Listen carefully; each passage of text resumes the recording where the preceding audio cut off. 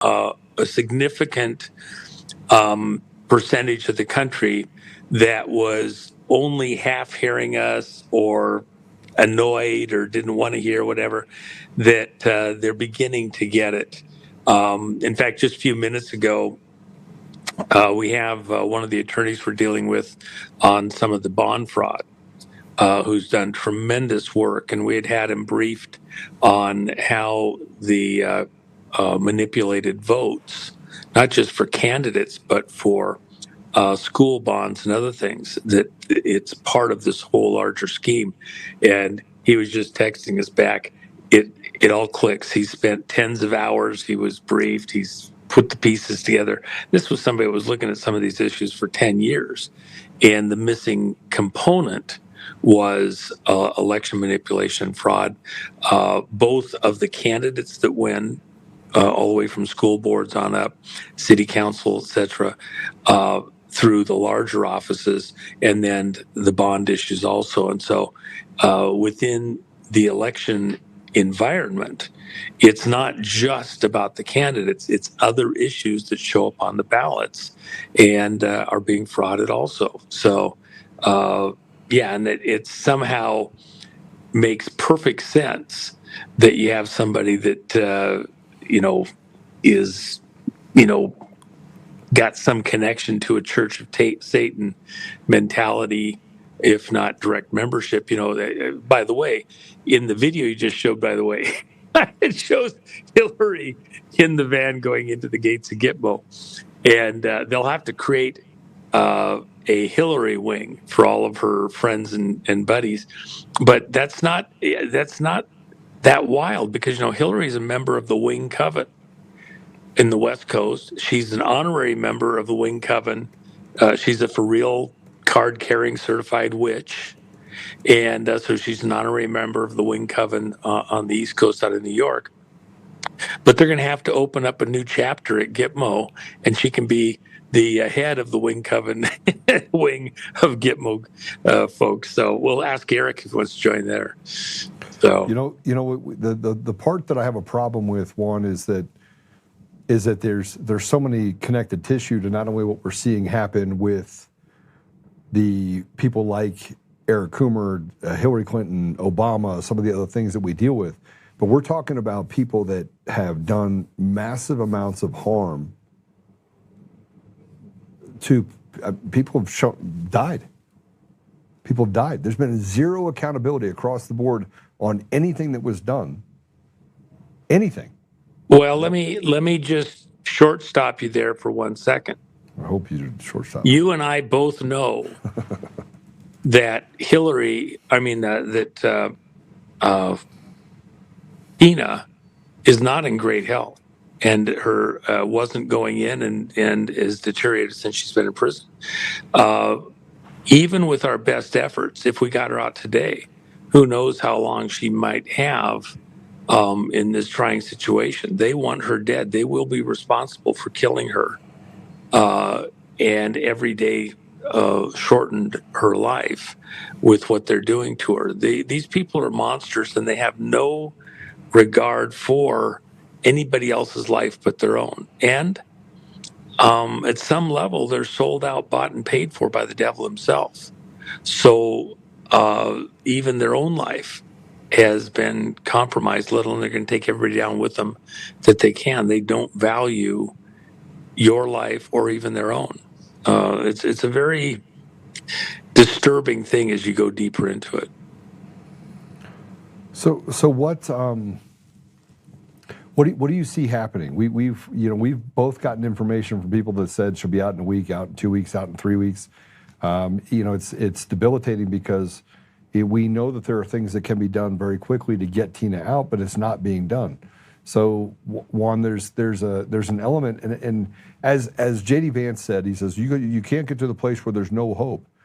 He's talking to the American people that have been slave run for decades, and it's gotten much worse to the point now where we don't have any hope. I talked to a set of lawyers. I talked to a judge literally that says, I want to spill the beans on the judges in Colorado. They're not using the magic wheel in order to figure out what judge get a case. They're actually in the back having ex parte conversations with DAs. I mean, this judge literally is wanting to spill the beans. This is a massive problem, Juan. Our country's in massive disarray, and Tina Peters is still in jail, and people are pissed. Well, remember when Trump, 2 times during the rallies in 2024, one of them was Michigan, I can't remember which state was the other one, where as Trump is walking off the stage, the curtain opens behind him, he walks back off the back of the stage, and there's an American flag draped in the background, kind of like in the movie Patton. But people didn't catch it immediately. Some did, but most didn't actually. They just saw the stripes. They didn't realize that the stars on the flag were blacked out. Now, to those that understood something was wrong and saw it or questioned it, in the language of semaphore, which is the language that Trump uses to speak covertly right in plain sight, in the language of semaphore, which is the language of flags, that is a warning to other troops, patriots that may be in the area. Beware, you're on occupied territory. Don't trust that anybody you meet, including people that appear to be other patriots, are on your side. That you're on occupied territory, the enemy controls the area you're in. Operate accordingly. It'd be like being the French resistance. Yeah, you're on French soil, but the occupiers control that soil. And they have covert agents that are hiding out in plain sight, pretending to be your friends and neighbors, maybe people you even know, but they're already bought and paid for working for the occupiers. And that's the message of that flag. Trump is conveyed that to us, even though he's come back into office in the presidency. We still are in some type of a internal fight, and you see it with people being removed from important positions almost daily. And look at the course, even I would use the example even of Swalwell having decided to step down. He was absolutely adamant. He's running for governor. He's not stepping down. Nothing happened, blah, blah, blah. It wasn't until, Pelosi and a few other leaders who wanted to back him saw the video and photographs that made it denial impossible, that they withdrew their support, and then he was thrown to the 4 winds. We're going to see that with others, even within this crowd around Coomer. Coomer's not the only one with that tattoo. There's a whole cadre of these people within that are working as a team. Remember, Hillary is a member of the Wing Coven. She was a member of the Wing Coven in California all the way back to when Clinton was governor of Idaho and into his presidency. And they were coordinating their actions, this hidden relationships that you don't realize are there. You have other similar groups with hidden relationships that are literally card-carrying Satanists. And they have coordinated their actions. It sounds almost like a silly, teen, movie you go see at the drive-in theater, in the 50s or 60s. That's how crazy it sounds, but it's reality. We're dealing with a cult or cults that are tied together and in hidden relationships and trying to, continue their control over the country. Now, one of the things, by the way, I did a bond conference about 3 weeks ago out here in Nevada. It was invitation only.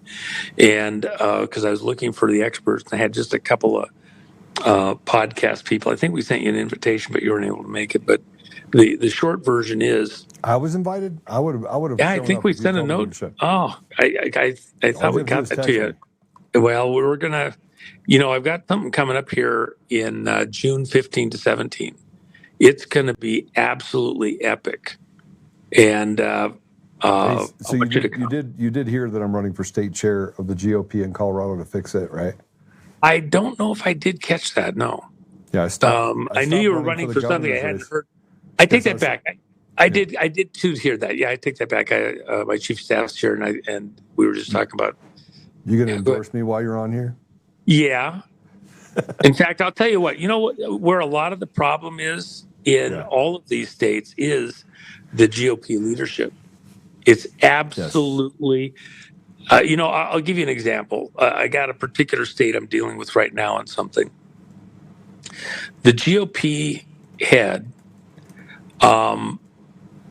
they've been around for a very long time. I don't want to intone exactly which state it is, but they've been around for a long time.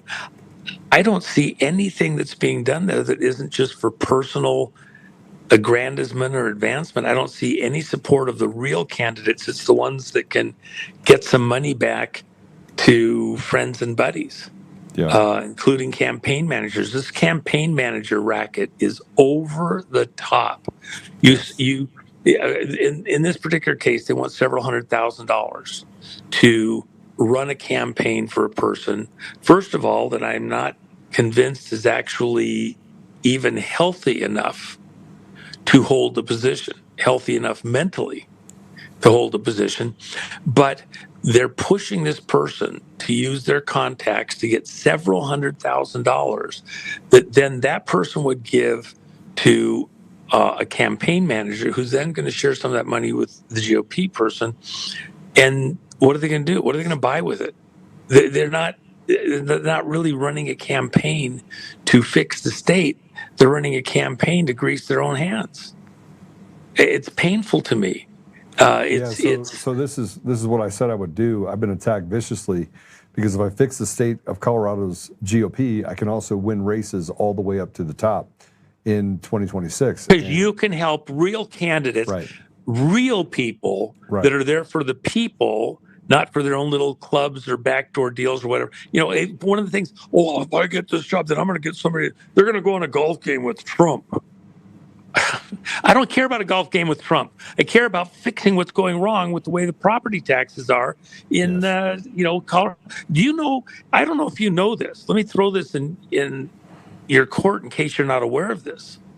You may be aware, but didn't make connection. We're looking at the bond frauds across the country, precisely, specifically, mostly tied to school bonds. Do you know that property taxes in Colorado? You probably do, but went up 40% last year. Yeah, they're up over 100% in the last 3 years. Yes, I mean, 100%. How can you support? You can't support it. That's the whole point. Okay, let me ask you this: do you have, as a cross section, name the county in Colorado where the median income of any county went up 100% in the last 3 years, went up 50% in the last 3 years, went up 25% in the last 3 years, went up 10% in the last 3 years? Your property taxes double? 40% last year. It might be 70% next year. Are you kidding me? Look, and you know what it's tied to primarily? School bonds. Yeah. And this racket that's going on, the schools have to have this, the kids have to have that, and the education points go down and down and down, and they're building and they're building and they're rebuilding. And then in Colorado, what's happening? They want to gift the buildings that are still not paid for to other government agencies to use to help the homeless, to help with medical stuff and all that. That's insane. You can't give those buildings away. They aren't even paid for yet. How can you give them away? You can't. I don't think legally, and they're just going to do it. And then what happens to the zoning within a neighborhood? The zoning for a school is different than the zoning for an apartment complex. If you're going to have to create, places for people that have homelessness issues or some kind of low-income housing or medical housing, those people have cars, they have people come and go. It's completely different for a neighborhood than a school. And they're just going to switch that over, and the city councils are going to go along with that. Something is wrong in Colorado because it's all friends and buddies, and a lot of it goes around developers. wanted it. We know it's broken, right? We know that fundamentally that we have a broken judiciary, with broken legislature. We have a captured state. We are in a communist society inside of Colorado. Companies are leaving at record paces to get out of the state of Colorado. And there is a large contingent of people in the state of Colorado that have had enough. So much so that I have to talk people off ledges every day. And I was like, we're going to get to a place of density, and we're going to do exactly what the founding fathers said. And when you have something that is so overrun and so diabolically that opposes the very constitutional ethos that we have, you have an obligation, not a right, an obligation to throw them out. Well, they have the machines to help the defibrillators for heart attacks like that. I think in Colorado, you need to pass a law, put those little cases on the wall with the tether for bungee jumping, so people are jumping off the buildings in case of emergency. Break glass. Put the cable on. We need to save, because it's conservatives that are going crazy here. The one thing enough, and it's not just conservative. I mean, Democrats too, man. I talk to them every day, and I'm like, what do you want to do? And they're like, let's storm the Bastille. I mean, these are the conversations I hear every day, Juan. Well, back up. You had a very wealthy person who was Democrat, and he's now essentially, and he's left the Democrat Party. Well, I'm talking about the businessman, the wealthy man who has decided he's a libertarian or a Republican. But it also, just like you said, goes both ways. I remember when Mike Reagan, my friend, President Reagan's son, left the Republican Party for several years and said, I'm now a libertarian, because the Republicans had gone so far afield of sanity that he could no longer even be counted in that camp for a period of time, because it just went insane. So it's both left and right, and we're the ones caught in the middle in the vice with this insanity. But at the beginning, look, property taxes. If there's anything, I can't really almost imagine anything more un-American. Even federal income tax isn't as bad as the property tax, because you don't even own the land that you're on. You're just leasing it from, and the schools for the children, they're destroying America over property taxes. Yes, it's insane. So, but coming back, let's just stick with the most important thing of all, Tina. Yeah. We don't have time. Tina doesn't have time to be wasted in any way, shape, or form. Now, there's within the group of attorneys led by Peter Tickton, working to secure Tina's release, there's a couple of different things, and I've been going through this with it was Frennis and I that got Frennis Evans and I that got Peter to come on and be lead counsel at a certain point in time. There's a couple of different theories. There's no perfect answer. There's some people, each person thinks, well, there's risk this way, that way, some other thing, to do what they need to do with Tina. But just to rip through this real quickly, if she was to get a pardon from Polis, I think that's bad, because it makes him somehow like he's the good guy, helping Tina at this critical moment. And it may remove issues from being able to be adjudicated, which still need to be adjudicated, so that never happens again. This sending it back to this insane judge, this un-American judge who sentenced her in the first place, to re-sentence her, that's a problem, because everything he did, even in the way he conducted the trial, needs to be reviewed, and the whole conviction needs to be thrown out. And to go back and allow him to resentence it kind of affirms that the trial was in fact legitimate in the first place. And I'm racing through a bunch of legal stuff that we could spend 5 hours slicing and dicing all the minutia. 10 hours. We've already done it. I'm just trying to give you a quick zip through this. I don't want Polis to pardon her, and I don't want this judge to resentence her. The reality is that the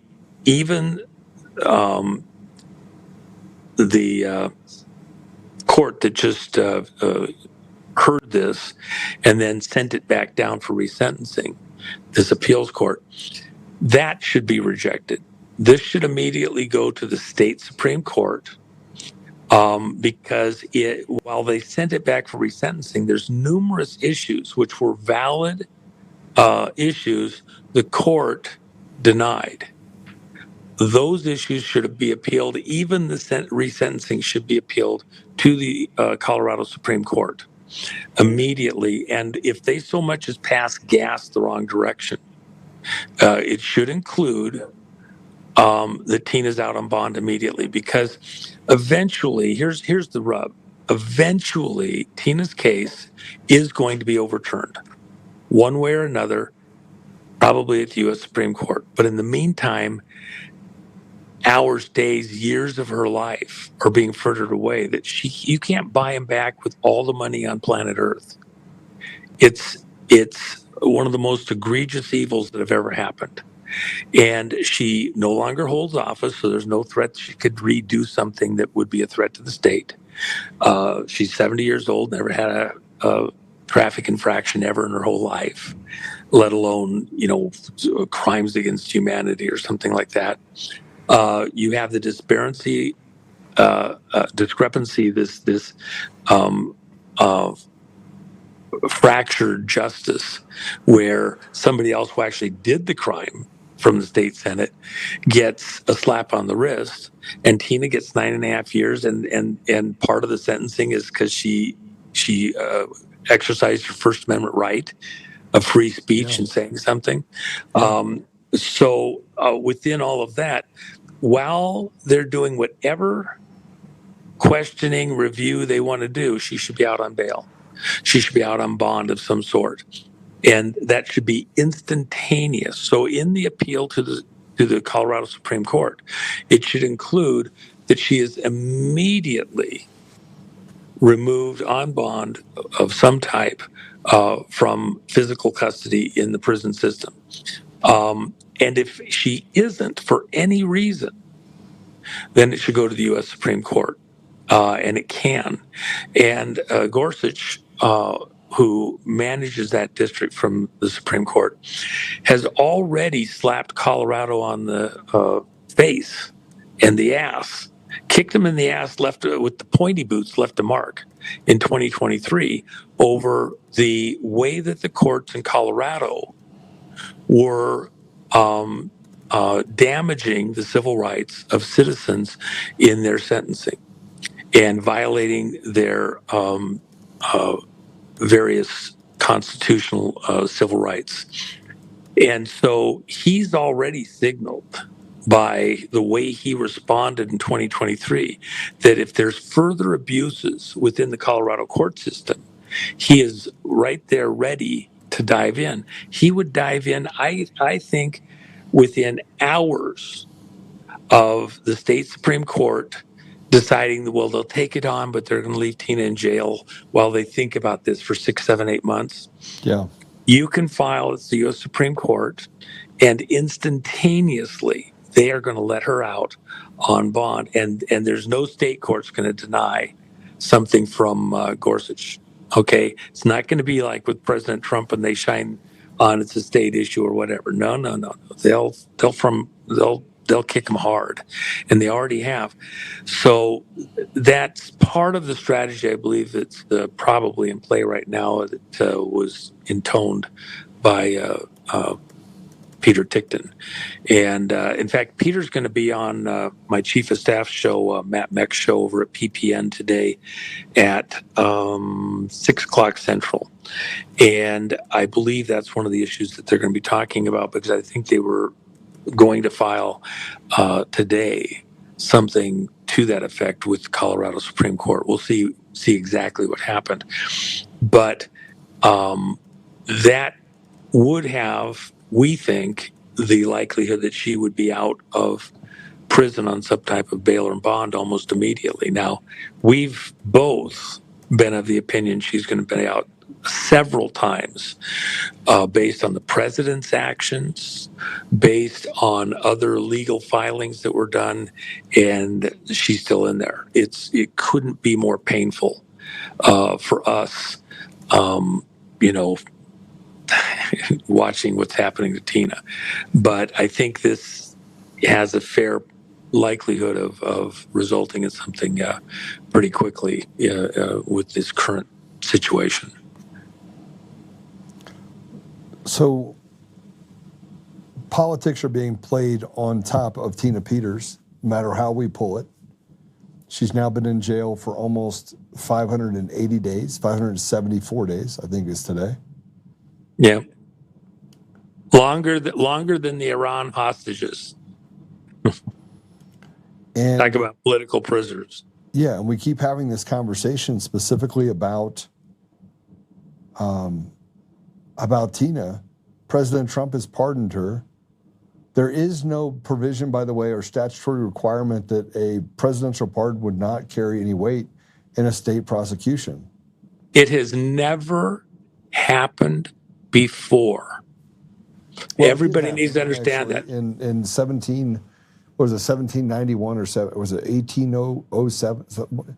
Early on, there was a pardon by the president that did carry through on a state. The state, recognized it. It has happened once. The courts have never sustained this, and that was never fully addressed, even up, through stuff with Lincoln and like that. At the very least, nothing in modern times has ever occurred that reflects a similar situation. And federal authorities continued to be built out, long into the 1800s, early 1900s. So you're talking very early in the Republic history. But at the very least, Tina should be out on bond because there's the great likelihood this conviction is going to be overturned, and the injustices that are occurring here, especially where they acknowledge that her civil rights and First Amendment rights were violated. And they never addressed the prosecution and the rights, the violating of her rights there. Eventually, they'll overturn all this, but she'll have lost years of her life that you can't buy back, and that's just plain wrong. So, she should be out, could be on bail or bond while the case works its way through, and then I could care less if they want to take their time, but not with her in prison while they work through. She's a political prisoner. Yeah, so I think that's my issue, and I don't want to negotiate with terrorists, but I still have a problem. I still have a problem with what I'm seeing. I still have a problem with the fact that President of the United States, that's the most powerful man in the world, and you can criticize me all you want, up one side, down the other. I still support President Trump 100%. But the fact that we have this anemacy that's happening right now that is affecting Tina Peters, I find abhorrent. I find it weak-kneed. I find it cowardly, and I find it shows weakness that maybe we don't think that we have a leg to stand on. And I think that you can operate from a position of strength or a position of weakness. And right now, you'd be hard-pressed for anybody to tell you that our judiciary is anything but a rotted apparatus of disgustingness that is hired henchmen and enforcers for a cartel government. You couldn't argue it. Could you, Juan? Could you argue anything outside of that? I would not want to try to defend that. You can't defend it. You can't defend it. Yeah, you can't defend it. I know what the reasons that are stated are. They fall flat. Tina's 70 years old, a Gold Star mom who deserves utmost respect, and we know. Look, Colorado. Two Democrats that committed substantially more egregious crimes. They had to make this one up. They had to deny her a defense in order to get a conviction on this. Denied her a defense. Yeah. On the other ones, they didn't have to deny anyone. They were found guilty of their crimes, and they received probation and community service. Tina got 9.5 years in jail from a deviant judge who likes to sleep with small boys. So, and that's not even allegedly. She should never have ever. There's a child out there, by the way. There's a child out there. There's literally a child, and I'm verifying this now. I should say allegedly, but I'm going to tell you right now. There's a child out there. Juan, I got to tell you, I got a judge that literally wants to come on my show that I'm trying to figure out how I can shield that judge's voice, who wants to tell me about the fact that they basically have violated everyone's rights in the judiciary, right? And wants to squeal about ex parte communication, the fact that clerks inside the judiciary are having conversations and talking to each other about different cases, that there's pay-to-play schemes that are going on. There's all this going on inside of the judiciary right now in the state of Colorado. And you have Tina Peters still in jail, while a judge who, frankly, this little boy came forward and said, this is what happened to me because of this judge. And now we're gonna verify the veracity, but it's kind of like the woman that accused President Trump of rape. I have to believe the little boy, right? Don't I? The one thing I'd say is this: Screw these people, we're coming Ron. Screw these through people. a I want to period. punch them in their face. We're coming through a period where a lot of this stuff is going to begin to gel and come to truth and fruition. My main concern is we do know that there are avenues that President Trump could pursue where there could be intervention. He threatened it in his Truth Social stuff posts that something serious would happen in Colorado if they didn't get Tina out. We don't want that to be just hot air. No, we don't. With her life, her health on the line, she's not a healthy person at this point. Wasn't going in, and it's a lot worse now. Benefit of the doubt needs to go to Tina. We have enough information about the frauds in Colorado and the networks and everything else. And I don't want it to come from Polis. One of the things President Trump did is he ordered, and we have investigations going into the manner in which the prisons are operating in Colorado, civil rights violations inside the prisons in Colorado, and especially the women's prisons. There is, I'll just tell you, I met with some of the folks involved in that months ago, and that there was a belief within those people looking at this that they were going to get a chance to act almost any moment to jump into the Colorado prison system and take federal control, because the violations they found, the patterns of violations, but it still hasn't happened yet. There's got to be some way to get in there. And I actually, and this was one of the things that came up, not just for Tina, there's other people in the prison system who have suffered horrible abuse and are, literally their lives on the line. And with civil rights violations, Tina's not the only one. So if you were going to have federal intervention, it wouldn't be just for Tina. It would be for all the prisoners, because the situation in Colorado is over the top in the state prisons. It's just bizarre.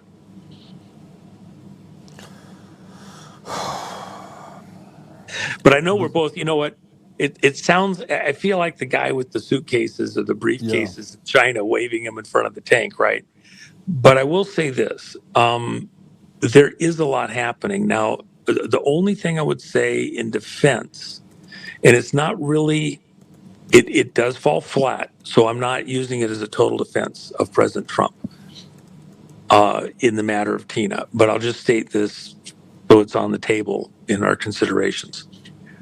First off, Tina doesn't want to be out of jail on the wrong circumstances, although we want her out for health reasons and like that. She's come this far in the case. If it means accepting, Polis has already said, well, she's not contrite. I'm paraphrasing. She hasn't, repented for her crimes and apologized to the people. So it's hard to give a pardon to somebody that doesn't feel remorse for their crimes. Well, she didn't do the crime. Okay, so don't expect her to, renounce it or whatever, apologize to the Colorado people. That's bullshit. But so that's why he's hesitant to do anything on the pardon side. And I don't want him to have some benefit, even within his own groups. He's the humanitarian, he's understanding on bullshit. At this point, I don't want anything from Polis. I don't want anything from the courts in Colorado at this point. They've been part of a fraud. Remember, every court that was approached and adjudicated matters related to whether Trump could be on the ballot in Colorado said, yeah, Trump can be taken off the ballot 2024. And other states were lined up ready to do the same thing. It was fast-tracked to the U.S. Supreme Court, and it was a 9-0 decision. You can't take Trump off the ballot. Now, when was the last time you remember a U.S. Supreme Court decision 9-0? But every court in Colorado said you could take him off. And then you couldn't find one of the most liberal justices at the U.S. Supreme Court to agree with any of the people in Colorado, any of the courts in Colorado. That tells you how far off the map the courts are in Colorado. Not even one liberal justice could agree with them. The courts in Colorado are totally fucked. And I don't want, if we go to the state Supreme Court there in Colorado, I don't really care what they say. We need to get Gorsuch to come in, kick him in the ass again, get Tina out of there, and I don't care what the basic circumstances are, bond, no bail, whatever, but get her out of prison. And then they can take as much time as they want to work through this whole thing. She's going to be found totally not guilty, and the conviction is going to be thrown out. But I don't want her to lose one more ounce of life in this world over their bullshit. And President Trump, granted, he's clearing the decks of matters across the globe. Venezuela, Iran, Cuba's coming. We're exposing some of the banking frauds and energy frauds and all sorts of things. Even today, just hours ago, he fired all the people over at the Presidio, the whole board of supervisors, whatever it is over there. And but that's where the UN was flying its flag. That's where Gorbachev came when the Soviet Union collapsed, and then he managed the Green New Deal negotiations across the world from the Presidio in San Francisco. This whole Green New Deal, carbon credits and everything else emanated from right there. Trump just fired the whole bunch. He's coming for a lot of these things. And so that when we do start the arrests and prosecutions here in America, which include people like Brennan and ultimately further down the road, Hillary and Bill and other people like that, if they decide not to take themselves out first. When we get to that, they aren't going to be able to pull our attention away to North Korea, to Iran, to Central Africa or South America or some other bullshit thing, because Trump has neutralized those so we can stay focused on the frauds here in America, including primarily election fraud. And so it's painful to wait. It's painful to go through this, but also from Tina's side, a real victory probably is something from the Supreme Court or something from Gorsuch, similar to what happened when Trump had to go to the U.S. Supreme Court to get back on the ballot in Colorado, in spite of all these pointy-headed monsters in Colorado with their little secret handshakes, manipulating Colorado like their own little fiefdom. And Tina, if it gets to the U.S. Supreme Court and accomplishes what we think can be done, maybe even in as short as a few days, then it will have been worth that extra time. And Tina will be able to rest easier that all of her sacrifices were not for naught. And at this point in time, that's what I'm banking on, hoping in, that she will enjoy being the hinge piece in an incredible, mighty victory. And that's what she's held out for. I don't want it from Polis. I don't want a pardon. He can go stick it where the sun don't shine. I don't want any gifts from this bullshit sentencing, resentencing thing or any court in Colorado. Let's get past them and bring the real heat from Supreme Court and show them what for and wherefore. Man, it feels like I feel like we're in this kind of place where, we are fatigued, bro. We are fatigued. Oh yeah. And I'm just going to say this. You said you were talking in your sleep last night. I'm sitting in bed and I have a skylight, and I kept looking at the skylight, and then I got up and went to grab some water, and I come back and I just go through the whole thing. I go through kind of like the diatribe that I went through when I first started this, where I was going through this is what happened, and I'm walking through the chain of events, and I think to myself, how in the world is Tina in jail? Like, we have so much evidence. Juan, we have all of the evidence. Like, we have all of it. We have Coomer dead to rights. We have his doctorate thesis that aligns perfectly with cast vote records. If you did a conversion analysis of what he wrote in his doctorate thesis versus the math that had to be used for the outcome inside the elections, we have him dead to rights. Like, any mathematician can do the same thing, the same formulas, anyone. And yet we're sitting here jerking our chain that somewhere along the line, Dominion is not a fraudulent company, and we're not dealing with fraud inside of the apparatuses of our elections. And Tina rots in jail for getting information that directly aligns with that. And I just can't. I'm having trouble, bro. I'm having trouble sleeping. I'm having trouble just understanding the evil that would have to exist to leave a woman like Tina Peters in jail. Yeah, you're back in the choir, and I think that's why I work through over and over and over again in my mind. What are we missing? Are we failing to do something at a critical moment? Have we not got the right person involved? I mean, that's what we did when Trennis and I escalated this and asked Peter Tickton to come on as lead counsel for Tina, because we had great attorneys, but there was a bit of the differences of opinions. We needed somebody to come in and take a more command position. That's what Peter did, and we got a pardon from the president. Everything we did, we got a pardon from President Trump. We just, that still wasn't adequate to the task to take out these monsters in Colorado. Yeah, I mean, I think everyone knows that. I think everyone knows, Juan. They know.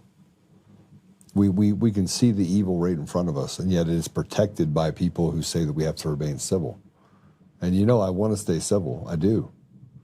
But I also want to look at this from the perspective of what it has cost us as people. And it's cost us a lot. It's not just. Well, let me stop you for a second. Let's come back. The problem is, remember, yet. I'm just trying to work through it. Just so we're clear, I'm not black-pilled. Yeah, I know that, and I'm glad you mentioned that too. Vegas. Look at you in Las Vegas. Yeah, it's we've got the boss coming in tomorrow, so it's going to be a fun time here for a couple of days. But let me just add this one little thing. There was the movie, the second version of The Jackal, the one from the 60s is amazing, but they did the second one with Greer and like that. And at this critical moment where he has given a fatal shot to a female Russian investigator and she's dying, he says, if you live long enough, you can pass this one thing on to the Americans. You can't protect your women, okay? And it's a code because at the end of the day, he's going to kill the first lady in the movie there. But everybody thinks he's going for the U.S. president. And but he's given saying he can't protect the women. There's a sense of if we can't... gotcha. Okay. There's a sense that if we can't protect the weakest, the innocent, the most defenseless people. If we can't come to some kind of a corporate agreement to not, there's a line beyond which the bad guys can't pass. If we're unable to protect them, then what's our utility? Has the salt lost its saltiness? Are we emasculated as men where there's no ability or desire to do something that we're supposed to be doing as citizens? And so Tina's important to the evil, these satanic people in important positions, because she's a scarecrow. You can't protect anyone, even the ones you would most desire and have the greatest responsibility and import to protect. If you can't protect them, you can't protect anybody. So they need Tina to continue to suffer, to show how weak we are. And the counterpoint to that is all the more reason why we have to do whatever it takes, by all means appropriate and necessary, to get in there and get her out and do whatever it takes and kick these people in the ass. And, I get timing. There may be some timing issues that need to be respected in the way that we take down the cabal, if you will. But somebody needs to get creative and figure it out. And, I don't care about pardons and all the other stuff. Whatever it is, it didn't work. So figure it out. You're smart people, figure it out. And even into President Trump's camp, figure it out, man. Come on. One of our guys was in the Oval Office with the president on a critical matter. And the president turned to the attorneys that were in the office with him and pointed at him and says, I have lousy attorneys. These attorneys are horrible. These are the worst attorneys. I don't know why I even have them here. What are you guys doing? Ask them, what's your problem? What are you guys doing? The president has said that. Well, okay, I would still come back to the president. If you've got lousy counsel, they're not doing what you need done, hire different attorneys. Get it done. Kick them in the ass. Find new ones. Get on it. And of course, he just got rid of Bondi. Blanche has come in and pretty aggressive.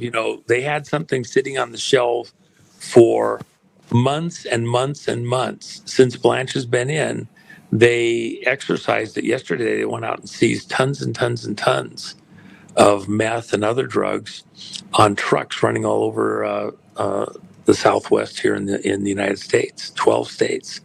And these were trucks that were bringing the drugs in from Mexico, running supplies around to Costco and Target and other companies, and but they were also dropping off drugs from hidden compartments at the same time.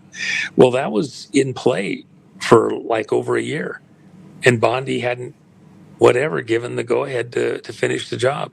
So Blanche came in and got something done. Okay, well, let's see if he keeps going. Let's get this done. Let's start stepping it up. Let's get some of these people, including some bad guys there in Colorado. There's the one thing I'll mention, even with the property taxes, you have so much fraud going on in the bonds related to how the bonds are issued, how the bonds are approved, including within the election stuff, and who's doing it. The various people in supervisory positions within school districts have to have certain credentialing. And they've done all sorts of bizarre things to allow that credentialing to go through that is not lawful. So you're paying these high property taxes, and the people that are putting the whole thing together and making it happen don't even have the technical acumen, expertise that is required to hold the positions to do this. that's necessary. So I'll bet you, I don't know, but I'll bet you that the tax forfeiture on properties in Colorado have gone up over the last couple of years. And it's going to continue to rise because people can't Well, afford there to shouldn't pay be the property taxes. tax, brother. There shouldn't be property tax. And Trump's going to have to eliminate that. That's part of what he's going to do with sovereign wealth fund, and they're going to have a national sales tax to catch things up. Probably, it's going to be horrible. But what it's directly tied to, primarily, 84% of the bonds are school bonds that are tied to these property taxes. That's brutal. Yeah. Well, Juan, bro, I feel like I have a little bit more. I feel like I have a little bit more faith in what we're trying to accomplish. Well, let me just add this. Hold on. Let me just add this one thing. I know, and you know, that we've got a lot of great constituents, people that we talk to. Yeah. Their frustration is to the moon, as yours and mine is. Yes. They're talking in their sleep too, asking questions. What in the world is wrong here? But I do feel that we've rounded the corner. I don't think it's just some emotional thing purely. There's real facts, even like the arrests yesterday. What do they Something say? is turned. Emotional damage. Yeah. Give me a hug, please. I'm emotionally damaged. I think it is coming around the corner. I am actually very hopeful about the events of the next few days, even in Tina's case. But hers is almost a bellwether. If you see something change radically where she's out, I would also interpret that as a marker, a pivot point in where things are at and where things are going, and that we'll see other things to follow, pretty quickly thereafter. So I am using and thinking of all things Tina as having some kind of it's a breaking point. And so I'm watching it very closely. It's a bellwether for all sorts of other things, because once these people lose control of that hinge point and can no longer hold the genie in the bottle the way they've been doing with Tina, that everything starts to crack in multiple places at the same time. Even from a spiritual standpoint, we have these people that are literally doing dark spells. They're, appealing to, dark forces. The scripture, we battle not against flesh and blood, but against principalities and powers of darkness in high places.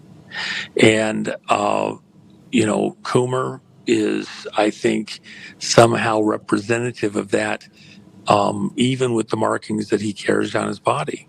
The crowd that he is running with and the way they assert their controls by, whatever magic they think they're doing. When that's broken, when Tina is free, that is an erosion point of control for them, that it's a marker. And we can rally beyond that there's other things then that come in, even, where we have people leaving office and other things. All of this is starting to turn. It really is. The sand is shifting.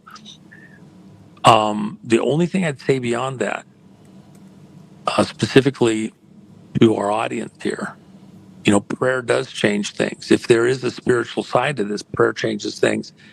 Prayer required. In the next world, we may find out that, our prayers were a breaking point in control in this world on Tina's behalf. So let's pray her through this. And then her health, even when she gets out, there's some mending that has to happen, and including how mentally would it affect any one of this? How, scarred would you be? Not just the time in prison, but the years prior to that, where she was under all kinds of mental duress. She's held up strong. She's a tough cookie. Yeah, she But is. I don't care who you are, it would I've been through affect it. you. I've been through the ringer, Yeah. so I haven't been to prison yet, but that's a new one. I Well, but think anticipate of they're all the going to do that to me at some emotion. point. Think of how it's affected the way you view the world, just in a generic sense. We grew up in an America where we had certain, ideals, the heroes that we saw in comics and movies and like that. The good guys always win. And then to see that turned on its head has been very difficult for me. And I know it's for you too, because when you experience it, it's like, oh my gosh, it can't be this bad. They can't be this quick, but then you find out it is. So let me just say a quick prayer. Let's all say a prayer for Tina. Father God, I thank you for the work that Joe's done. I thank you for all of this audience. I thank you for their diligence in bringing forth the evils and bringing it to public attention, these wrongs that are being done in our name as citizens, both within Colorado and across the country and out to the world. We ask for favor and guidance by you, Father God. Incline your ear to our prayers. Give Tina the inner strength that's stronger than titanium, stronger than any metal made in this world, to hold up, and give her physical strength within her body to hold it together, to overcome any attacks on her physical being and her mental health, that she would emerge from this tried by fire purer than any other metal, spiritual or physical, that can be made in this world, that she would have clarity of mind, and that her ability to articulate things that need to be heard within the country is with precision and like a trumpet, that she will be a voice of your divine will to the people of America, something beautiful, something clear, bringing in a new moment of truth, righteous action, leading to honest elections here in America and across the world, and a removal of these methods of enslavement through flawed, stolen elections by people doing evil, people acting in a traitorous way against we the people. I pray that you would give Joe perfect clarity of mind in what he's doing, all the necessary provision so that he can continue the work that he's doing as a ministry of good and righteousness there in Colorado, and that the people in Colorado, those that are seeking truth and right, that are on the right side of this fight, you would help each and every one of them to power through, get to victory, and to throw off these evil chains of fraudulent elections and the people that come with them, and the monetary things that become enslavement through property taxes or any kind of other means that enslaves them in Colorado. That Colorado would become one of the greatest states in the country, leading the way for honest elections and freedom from these evil masters that seek to control us. We ask it in your name, Jesus. Amen. Amen.